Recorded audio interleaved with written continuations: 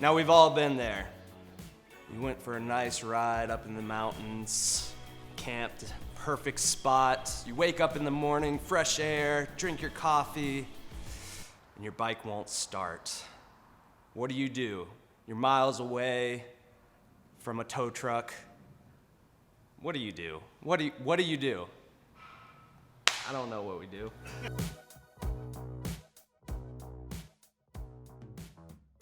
I do know what to do. I use my brain to go through a couple simple troubleshooting steps. Let's take a look at those. If your bike was running the night before, and when you put the keys in it, and you get a slow starter noise, or even worse, the lights won't turn on, here are a few things that you can check before throwing your bike in the trash.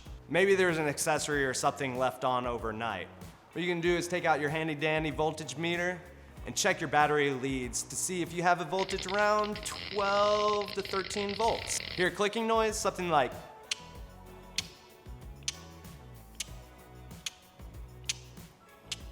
that's usually the starter relay. It's meaning it's not getting enough juice to your starter motor, therefore not turning your bike over. You need to charge your battery. So get a jump, get a new battery, let it sit on a tender for a while, and then try again. Hopefully you won't hear the clicking anymore. Air. Just like humans, motorcycles need air to function. It's crazy, right? So if your motorcycle is not getting enough air, it will not run. So if you have those sweet little pod filters, you put them on your CV350 Cafe Racer mod conversion, and you remapped all that stuff, and then you got dirt and rain down in there, your motorcycle may not be breathing properly. If it's not breathing properly, it's not going to run. So why don't we check those pod filters that you put on there and make sure that they're not clogged up. I know what you're thinking. I just filled up 100 miles ago. This thing gets 200 miles per gallon, and I got gas in the tank. I hear it sloshing around. Check the petcock. Just check the petcock first. Petcock's a little thing you turn on, get your bike fuel in the carburetor. A lot of times you may still have fuel in there. You've checked the petcock, it's in the on position, you got a little bit of gas in your gasoline tank.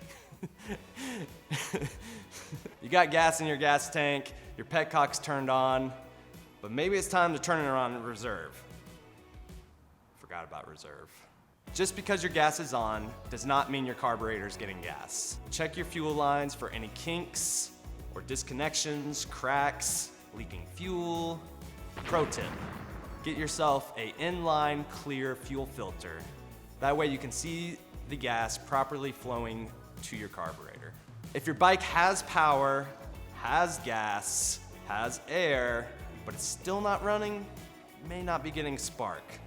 Quick and easy way to check this, take off the spark plug boot, take out the spark plug, check it. You can smell it. Make sure that it smells like gasoline. That means it's properly getting enough gas from the carburetor or fuel injector. And also double check that it is not terribly corroded or disgusting looking. A bad looking spark plug is bad. You should be able to tell if the spark plug is bad by how it looks. We want ours to look like a nice toasted marshmallow on that beautiful s'more on a summer day. So if you've checked your spark plug and you've got a nice toasted marshmallow color, you've looked at it, it's great, you've swapped out your spark plugs, you know those are good. Now you want to test that spark. To do this, you're going to take that spark plug, insert it back into your spark plug boot, and then ground it out against your engine casing. Now, turn the engine over on your bike and look for spark.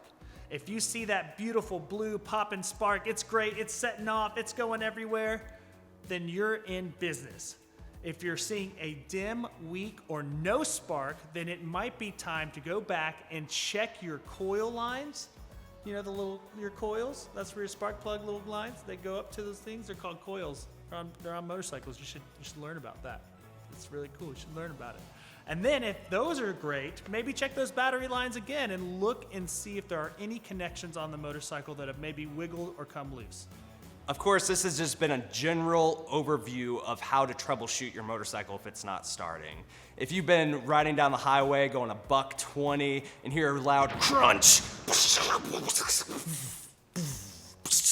and smoke's coming out your tailpipe, you may have bigger issues. If you have any questions, leave a comment below, or if you have any ideas for a video you'd like to see us do, hit us up.